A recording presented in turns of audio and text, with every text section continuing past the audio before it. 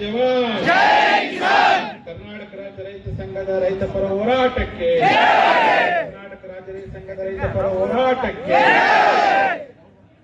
ಮೊದಲನೇದಾಗಿ 12ನೇ ಶತಮಾನದ ಬಸವಾದಿ ಪ್ರಮುಖರನ್ನ ಸ್ಮರಣೆ ಮಾಡಿಕೊಂಡು ಈ ಬೆಳಗಾವಿ ಜಿಲ್ಲೆಯ ಹೋರಾಟಗಾರರಾಗಿರ್ತಕ್ಕಂಥ ತಾಯಿ ಚೆನ್ನಮ್ಮ, ರಾಯಣ್ಣ, ಬೆಳಗಡೆ ಮಲ್ಲಮ್ಮ, ಉಳಿದ ಎಲ್ಲ ಹೋರಾಟಗಾರರನ್ನ ಸ್ಮರಣೆ ಮಾಡ್ಕೊಂಡು ನಮ್ಮ ರೈತರ ಕಬ್ಬಿನ ಬೆಲೆಗೆ ಕನಿಷ್ಠ 3,500 ರೂಪಾಯಿಗಳನ್ನು ಕೊಡಲೇಬೇಕು ಅಂತೇಳಿ ಇಡೀ ರೈತ ಕೂಡ ಇವತ್ತು ಕಳೆದ 48 ಗಂಟೆಗಳ ಕಾಲ ನಿರಂತರವಾಗಿರ್ತಕ್ಕಂಥ ಅಹೋರಾತ್ರಿ ಧರಣಿಯನ್ನು ಮಾಡೋದ್ರ ಮೂಲಕವಾಗಿ ನಮ್ಮ ಸರ್ಕಾರಗಳನ್ನು ಕಿವಿಹಿಡುವಂಥ ಕೆಲಸವನ್ನು ಮಾಡಿದ ಹಿಂದಿನ ಒಳಗೆ ಇಂದಿನ ಪ್ರತಿಭಟನಾ ಈ ಸತ್ಯಾಗ್ರಹಕ್ಕೆ ಬಂದು ನಾವು ಸಹ ನಿಮ್ಮ ಜೊತೆಗೆ ಇರ್ತೀವಿ ಅನ್ನುವಂಥ ಮಾತನ್ನು ಈ ಸಂದರ್ಭದಲ್ಲಿ ಇಷ್ಟಪಡ್ತಾ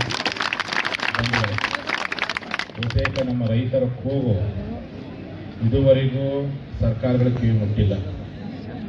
ಅವ್ರ ಕಿವಿಗೆ ಏನು ಮುಟ್ಟುತ್ತಪ್ಪ ಅಂತಂದರೆ ತಮ್ಮ ಅಧಿಕಾರ ಹಸ್ತಾಂತರಗಳನ್ನು ಯಾವಾಗ ಮಾಡ್ತಾರೋ ಯಾವಾಗಿಲ್ಲೋ, ತಮ್ಮ ಚುನಾವಣೆಗಳನ್ನು ಹೆಂಗೆ ಗೆಲ್ಲಿಸ್ಬೇಕು, ಹೆಂಗೆ ಅವಕಾಶ ಪಡ್ಕೊಳ್ಬೇಕು, ಯಾರನಿಗೆ ಏನಂದ್ರೆ ಯಾರನಿಗೆ ಏನು ಬಿಟ್ಟರು, ಯಾರು ವಾಟ್ಸಪ್ಪಿಗೆ ಏನು ಕಮೆಂಟ್ ಹಾಕಿ ಏನು ಬಿಟ್ಟರು, ಇಂಥ ಸಣ್ಣ ಸಣ್ಣ ಸಿದ್ಧಿ ವಿಚಾರಗಳು ಕಿವಿ ಬೀಳುತ್ತೆ ಹೊರತು ಅವರಿಗೆ ಅನ್ನ ಕೊಡುವಂಥ ರೈತರ ಕೂಗು ಇವತ್ತವೂ ನಮ್ಮ ಆಳುವ ಸರ್ಕಾರಗಳು ಮುಟ್ಟಿಲ್ಲ.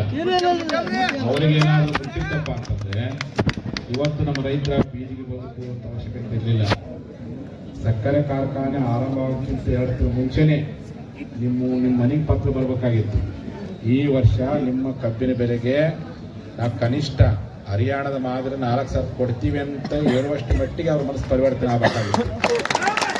ಆದರೆ ಅವ್ರ ಮನಸ್ಸು ಪರಿವರ್ತನೆ ಆಗಿಲ್ಲಪ್ಪ ಅಂತಂದರೆ ಅವ್ರಿಗೆ ಯಾರಿಗೂ ಸಹ ರೈತರ ಬಗ್ಗೆ ಪ್ರಾಮಾಣಿಕವಾದಂಥ ಕಾಳಜಿ ಇಲ್ಲ. 224 ಜನ ಶಾಸಕರಲ್ಲಿ ಬೆರಳಿಕೆಯ ಶಾಸಕರಿಗೆ ಮಾತ್ರ ಕಾಳಜಿ ಇರ್ಬೋದು. ಯಾವುದೇ ಪಕ್ಷ ತೆಗೆದುಕೊಂಡ್ರೆ, ಯಾವುದೇ ಸರ್ಕಾರ ತೆಗೆದುಕೊಂಡ್ರೆ ಯಾರಿಗೂ ರೈತ ಪರವಾಗಿರ್ತಕ್ಕಂಥ ಕಾಳಜಿ ಇಲ್ಲ. ಅವ್ರಿಗೇನು ಚುನಾವಣೆ ಬರೋಕ್ಕಿಂತ ಮುಂಚಿತವಾಗಿ ನಾನೊಬ್ಬ ರೈತನ ಮಗ, ನಾನೊಬ್ಬ ಮಣ್ಣಿನ ಮಗ ಅಂತ ಅಧಿಕಾರಕ್ಕೆ ಬರೋದು, ಬಂದ ಮೇಲೆ ನಾನು ಲಿಕ್ಕರ್ ಲಾಬಿ ಮಗ, ನಾನು ಗ್ರಾನೈಟ್ ಲಾಬಿ ಮಗ, ನಾನು ರಿಯಲ್ ಎಸ್ಟೇಟ್ ಮಗ ಅನ್ಕಂತ ಅವ್ರ ಹಿತ ಕಾಪಾಡುವಂಥ ಪ್ರಯತ್ನ ಮಾಡ್ತೇವೆ ಹೊರತು ಅನ್ನ ಕೊಡೋ ಹಿತವನ್ನು ಕಾಪಾಡೋ ಪ್ರಯತ್ನ ಮಾಡ್ತಾ ಇಲ್ಲ. ನೀವೇನು ಕೇಳಕತ್ತೀರಿ, ನಿಮ್ಮ ನಿಜವಾಗಿರ್ತಕ್ಕಂಥ ವೈಜ್ಞಾನಿಕ ಬೆಲೆ, ಕನಿಷ್ಠ ವೈಜ್ಞಾನಿಕ ಬೆಲೆ ಬರೀ ಕೇವಲ 3,500 ಮಾತ್ರ ಅಲ್ಲ, ಕನಿಷ್ಠ ಈ ದೇಶದ ಒಟ್ಟು ರೈತರ ಅಂದಾಜು ಲೆಕ್ಕ ಹಾಕಿ ನೋಡಿದ್ರೆ ಕನಿಷ್ಠ ಅಂತಂದರೆ ಹರಿಯಾಣದ ಮಾದರಿ ನಿಮಗೆ 4,000ಕ್ಕಿಂತ ಹೆಚ್ಚು ನಿಮಗೆ ಬೆಂಬಲ ಕನಿಷ್ಠ ಬೆಲೆಯನ್ನು ಕೊಡಬೇಕು. ಅದನ್ನು ಕೇಳುವಂಥದ್ದೇನೋ 3,500 ರೂಪಾಯಿಗಳನ್ನು. 3,500 ನೀವು ಕೇಳೋಕ್ಕಿಂತ ಮುಂಚಿತವಾಗಿಯೇ ನಮ್ಮ ಸಂಬಂಧಪಟ್ಟಂಥ ಜಿಲ್ಲಾಡಳಿತ, ಜಿಲ್ಲಾ ಉಸ್ತುವಾರಿ ಸಚಿವರುಗಳು, ಸರ್ಕಾರಗಳು ನಿಮ್ಮನ್ನು ಬೀದಿ ಕುಡಿಸೋದಕ್ಕಿಂತ ಅವರೇ ನಿಮ್ಮ ರೈತ ಸಂಘದ ಕಚೇರಿ ಬಂದು ಈ ವರ್ಷ ಈಗ ನಿಗದಿ ಮಾಡೇವಿ, ಈ ವರ್ಷ ಈ ರೀತಿ ಮಾಡೇವಿ, ನಿಮಗೆಲ್ಲ ದೀಪಾವಳಿ ಶುಭಾಶಯ ಅಂತೇಳಿ ನಿಮ್ಗೆ ಡೀಟೇಲ್ಸ್ ಕೊಟ್ಟು ನಿಮ್ಗೆ ಅಡ್ವಾನ್ಸ್ ಆಗಿ ಸಂತೋಷ ವಿಷಯ ತಿಳಿಸಿ ನಿಮ್ಮನ್ನು ಸಂತೋಷ ಪಡೋಕ್ಕೂ ಪ್ರಯತ್ನ ಮಾಡಬೇಕಾಗಿತ್ತು ಹೊರತು ಇವತ್ತು ಈ 48 ಗಂಟೆ ಆಯಿತು. ನಾನು ವಾಟ್ಸಪ್ಪಲ್ಲಿ ಸೋಷಿಯಲ್ ಮೀಡಿಯಾದಲ್ಲಿ ನಮ್ಮ ಚಿನ್ನಪ್ಪರಾಗಿರ್ಬೋದು, ನಮ್ಮ ಗುರೂಜಿಯವರಾಗಿರ್ಬೋದು, ನೀವೆಲ್ಲ ಕೂತ್ಕೊಂಡು ನೋಡಿ ನನಗೆ ಎಲ್ಲೋ ಒಂದು ಕಡೆ ಕಣ್ಣ ನೀರು ಬಂತು. ಏನಪ್ಪ ಬೆಳೆಯೋರು ಇವರೇ, ಅನ್ನ ಕೊಡೋರು ನೀವೇ, ಮತ್ತೆ ಹೋರಾಟಕ್ಕೆ ಇವರೇ ಬರಬೇಕಂದ್ರೆ ಜೀವನ ಪರಿಸ್ಥಿತಿ ಹೋರಾಟ. ಅದಕ್ಕೆ ಕುವೆಂಪು ಹೇಳ್ತಾರೆ, ರಾಜ್ಯಗಳ ಉದಿಸಲಿ ರಾಜ್ಯಗಳಲ್ಲಿ 6 ಗದ್ದಿಗೆ ಮುಕ್ಕುಟ್ಟುಗಳು ಉಳುವ ಯೋಗಿಯೇ ನೋಡಲಿ. ನಮ್ಮ ಪರಿಸ್ಥಿತಿ ಹೋರಾಟ. ನಾ ಬೆಳೆದ ಬೆಳೆಗೆ ನೀವು ಸಕ್ಕರೆ ಕಾರ್ಖಾನೆ ಮಾಲೀಕರು ಎಲ್ಲರೂ ರಾಜಕಾರಣದಲ್ಲಿ ನೀವು ಯಾರು ಹಂಗೇ ಇಲ್ಲ. ನಿಮ್ಮನ್ನು MLA ಮಾಡಲಿಕ್ಕೂ MLC ಮಾಡೋಕ್ಕೂ ಇದೇ ರೈತ ಓಟ್ ಬೇಕು, ನಿಮಗೆ ಫ್ಯಾಕ್ಟ್ರಿ ಕಪ್ ಕೊಡೋಕ್ಕೂ ಇದೇ ಬೇಕು. ಇಂಥವ್ರಿಗೆ ಇಷ್ಟೊಂದು ಸತಾಯಿಸುವಂಥ ಪ್ರಯತ್ನ ಮಾಡುವಂಥದ್ದು ಅದು ನೀವು ನಿಜವಾಗ್ಲೂ ಸಹ ರೈತರಿಗೆ ಮಾಡುವಂಥ ಬಹಳ ದೊಡ್ಡ ಅನ್ಯಾಯ. ಆ ಉದ್ದೇಶಕ್ಕೋಸ್ಕರವಾಗಿ ನಮ್ಮ ಜಿಲ್ಲಾಧಿಕಾರಿಗಳು ಮೊನ್ನೆ ನಾನು ಫೇಸ್ಬುಕ್ ನೋಡ್ತಾ ಇದ್ದೆ, ಏನು ಬೆಳಗಾವಿಯಲ್ಲಿ ಬಂದಾಗ ಅವರೇ ಬಂದು ನಮ್ಮ ಜೊತೆ ಕೂತ್ಕೊಂಡು ಮಾತಾಡಿದ್ರಂತೆ. ನನ್ನ ಮರುದಿನೇ ಕಿತ್ತೂರು ಸಿಕ್ಕರು ರೋಷನ್ ಬೇಗ ಅವರು, ಯಾರು ಹೆಸರು ಮೊಹಮ್ಮದ್ ರೋಷನ್ ಅವರು, ಇಲ್ಲ ನಮ್ಮ ರೈತರು ಚೆನ್ನಾಗಿ ಸ್ಪಂದನೆ ಮಾಡಿದ್ರು, ಸ್ವಾಮಿ ಜನ ಹೆಲ್ಪ್ ಮಾಡ್ತಂತೇಳಿ. ಅದು 48 ಗಂಟೆ ಆದರೂ ನಿಮಗೆ ಕಾಳಜಿ ಇದೆ ಅಂತ ಅಂದ್ಕೊಂಡಿದ್ದೀನಿ. 48 ಗಂಟೆ ಆದರೂ ನೀವು ಅಲ್ಲೇ ಕೂತ್ಕೊಂಡು ಅಲ್ಲೇ ಬರ್ರಿ ಅಂತಂದರೆ ನಮ್ಮ ರೈತರು ಯಾವ ಕಾರಣಕ್ಕೂ ಅಲ್ಲಿ ಬರೋಕ್ಕೆ ಸಾಧ್ಯವಿಲ್ಲ. ನಮ್ಮ ರೈತರಿಗೆ ವಿಧಾನಸೌಧ ಅಂದ್ರೆ ಇದೇ ರಸ್ತೆ, ನಮ್ಮ ರೈತರಿಗೆ ಪಾರ್ಲಿಮೆಂಟ್ ಅಂದ್ರೆ ಇದೇ ರಸ್ತೆ, ನಮ್ಮ ರೈತರಿಗೆ ಕ್ಯಾಬಿನೆಟ್ ಅಂದ್ರೆ ಇದೇ ರಸ್ತೆ, ನಮ್ಮ ರೈತರು DC ಆಫೀಸ್ ಅಪ್ಪ ಇದೇ ರಸ್ತೆ, ಇದೇ DC ಕಚೇರಿ, ಇದೇ MLA ಮನೆ, ಇದೇ MP ಮನೆ. ನಿಮ್ಮಲ್ಲಿರ್ತಕ್ಕ ನೀವೇನು ಸರ್ಕಾರ ತೀರ್ಮಾನ ತೆಗೆದುಕೊಳ್ಬೇಕು ಅಂತ ಅನ್ಕೊಂಡಿದ್ದೀರಿ, ಇದೊಂದು ಚರ್ಚೆ ಮಾಡಿ ಒಂದು ಸೌಜನ್ಯಕ್ಕೆ ಸ್ಪಂದಿಸುವಂಥ ಕೆಲಸವನ್ನ ಈ ಭಾಗದ ಯಾವುದೇ ಪಕ್ಷ ಇರ್ಬೋದು. ಯಾಕೆ ಎಲ್ಲ ರಾಜಕಾರಣಿಗಳು ಈ ಬೆಳಗಾಂ ಜಿಲ್ಲೆ ವಿಚಾರಕ್ಕೆ ಬಂದಾಗ ಈಗ ಅವ್ರ ಪಕ್ಷನೇ ಬಿಟ್ಟಾರ, ಎಲ್ಲ ಬಿಟ್ಟಾರ, ಓನ್ಲಿ ಅಧಿಕಾರಿ ಪಡೆದು ಕೊಂದಾಗ್ಬಿಟ್ರಿ ಎಲ್ಲ ಕೂಡ. ಆ ರೀತಿ ಅದರ ಬೇರೆಲ್ಲ ಏನು ಒಂದಾಗಿರಿ, ರೈತ ಬಿಚ್ಚ ಹಿಂಗ ಒಂದಾಗ್ರಿ. ನಿಮಗೆ ನಮ್ಮ ರೈತರು ನಿಮ್ಮನ್ನು MLA ಮಾಡ್ಯಾರ, ನಿಮಗೆ ದೊಡ್ಡ ದೊಡ್ಡ ಬ್ಯಾಂಕ್ಗಳು ಕೊಟ್ಟಾರ.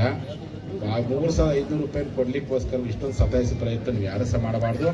ಬೇರೆ ಅಧಿಕಾರಿ ಬಿಡಕ್ಕೆ ಪಡ್ಕೊಳಕ್ಕೆ ಹೆಂಗೆ ಒಂದಾಗಿರಲ್ಲ, ನಮಗೆ ನಮ್ಮ ರೈತರ ಕಬ್ಬಿನ ಬೆಲೆಗೆ ಯೋಗ್ಯ ಬೆಲೆ ಕೊಡ್ಲಿಕ್ಕೆ ಇಷ್ಟೇ ಒಗ್ಗಟ್ಟಾಗಿ ಅವ್ರು ಕೇಳಿದಂಥ ಅಮೌಂಟ್ಗಿಂತ ಹೆಚ್ಚು ಹಣವನ್ನು ಕೊಡುವಂಥ ದಿಟ್ಟತನವನ್ನು ತಿಳ್ಕೊಳ್ಳೋ ಪ್ರಯತ್ನವನ್ನು ಮಾಡಬೇಕು ಅಂತ ಮಾತಾಡಿ ಹೇಳಕ್ಕೆ ಇಷ್ಟಪಡ್ತೀನಿ.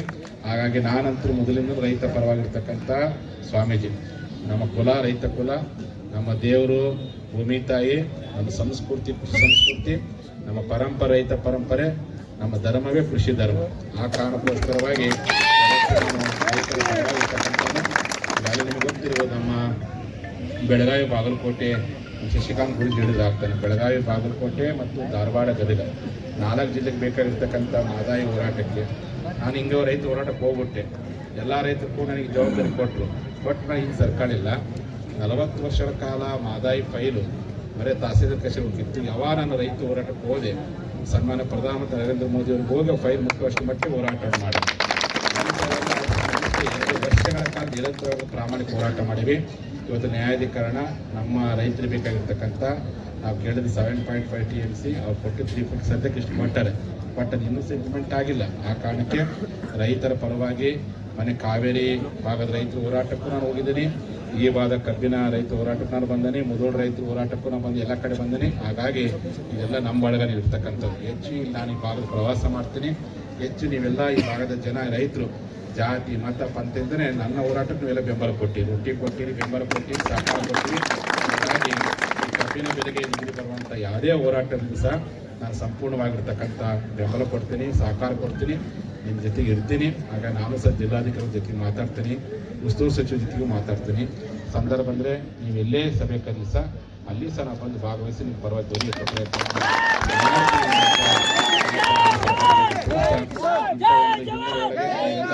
ಗಟ್ಟಿಯಾಗದಿರಿ, ಇಷ್ಟೇ ಗಟ್ಟಿಗಿರಬೇಕು. ಯಾವ ಕಾರಣಕ್ಕೂ ಸಂಖ್ಯೆ ಕಡಿಮೆ ಆಗಬಾರ್ದು, ಇನ್ನು ಹೆಚ್ಚಾಗಬೇಕು ಅಂತ. ನಿಮ್ಮ ಸಂಖ್ಯೆ ಕಡಿಮೆ ಮಾಡಲಿಕ್ಕೆ ನಮ್ಮಲ್ಲೇ ಗುಂಪಾಕಿ ಶುರು ಮಾಡ್ತಾರೆ, ಕರೆದು ಮಾಡಿ ಏನೇ ಮಾಡ್ತಾರೆ. ಯಾವುದಕ್ಕೂ ನೀವು ಡೆಡಿಕೇಶನ್ ಹೋಗಬೇಡಿ. ಈಗ ಮನೆಯಿಂದ ಹೊರ ಬಂದಿರಪ್ಪ ಅಂತಂದರೆ 3,500 ರೂಪಾಯಿ ಬಿಲ್ ಘೋಷಣೆ ಪಡ್ಕೊಂಡೇ ನೀವು ಮನೆಗೆ ಹೋಗ್ಬೇಕು. ಅಲ್ಲಿ ಗಟ್ಟಿಯಾಗಿರ್ತಕ್ಕಂಥ ತೀರ್ಮಾನವನ್ನು, ಗಟ್ಟಿಯಾಗಿರ್ತಕ್ಕಂಥ ಸಂಕಲ್ಪವನ್ನು ನೀವೆಲ್ಲರೂ ಸಹ ಮಾಡಬೇಕಿರುವಂಥ ಮಾತನ್ನು ಈ ಹೇಳ್ತಾ ನಮ್ಮ ರಾಜ್ಯಾಧ್ಯಕ್ಷರು ಚಿನ್ನಪ್ಪ ಪೂಜಾರಿ ಆಗಿರ್ಬೋದು, ನಮ್ಮ ಗೌರವಾಧ್ಯಕ್ಷರು